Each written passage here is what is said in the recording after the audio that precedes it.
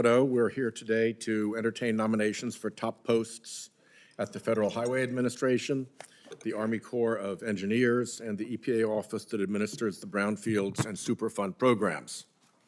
Those responsibilities are particularly relevant to three major pieces of committee legislation that I hope we can pass this Congress: WRDA reauthorization, surface transportation reauthorization, and comprehensive permitting reform.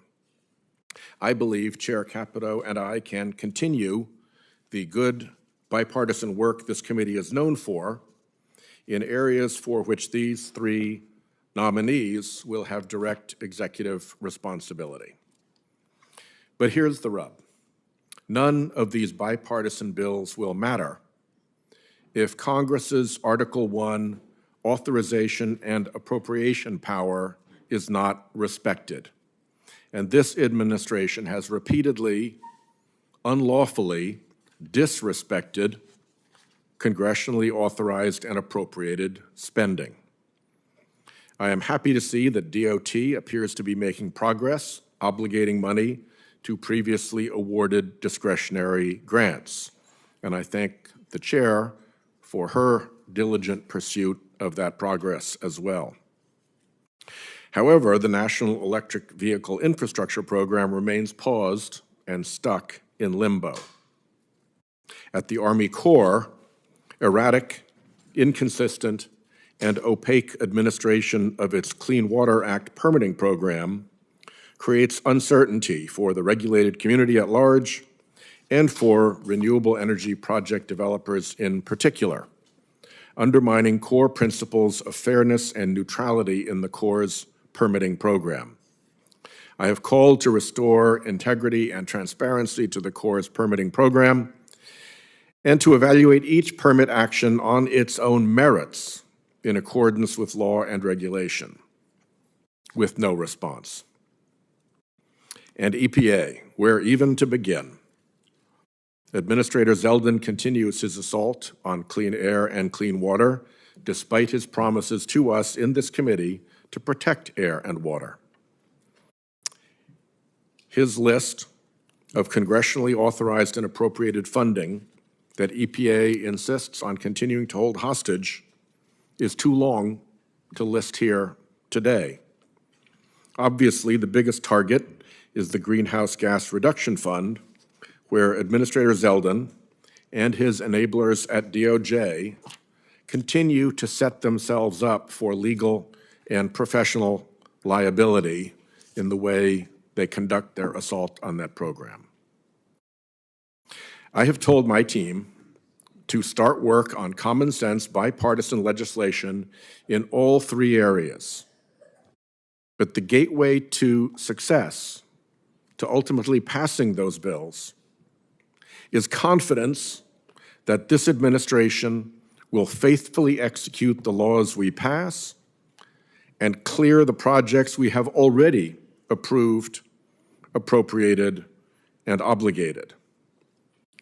It won't work in permitting reform, for instance, to exclude wind and solar from the very definition of the word energy, violating not just the law, but the dictionary.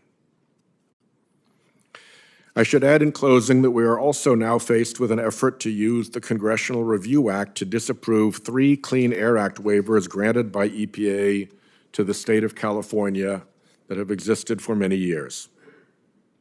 Even though the parliamentarian has already ruled that these waivers are not rules as required for the CRA.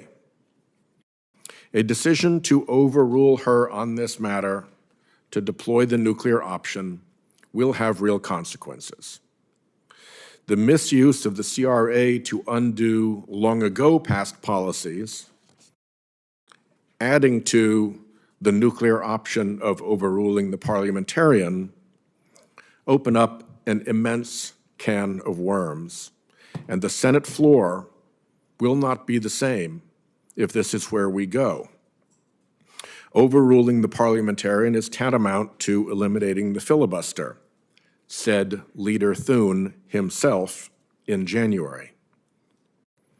There are many avenues for the minority to respond to such a disruption of Senate tradition. Simply count how often the presiding officer says, without objection, on any given day, to understand what the response could be to such a disruption.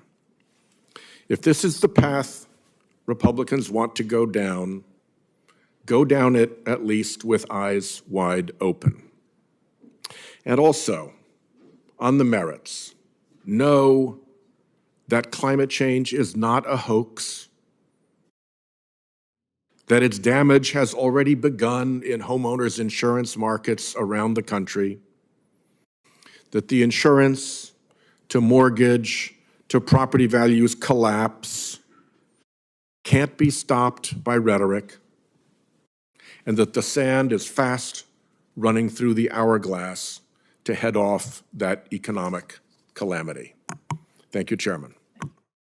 Thank you, Senator Whitehouse, and we'll now turn to introductions for the nominees. And this morning, we are joined by our friend from Tennessee, Senator Hagerty. Thank you for being here, and please proceed with your introductory remarks. Thank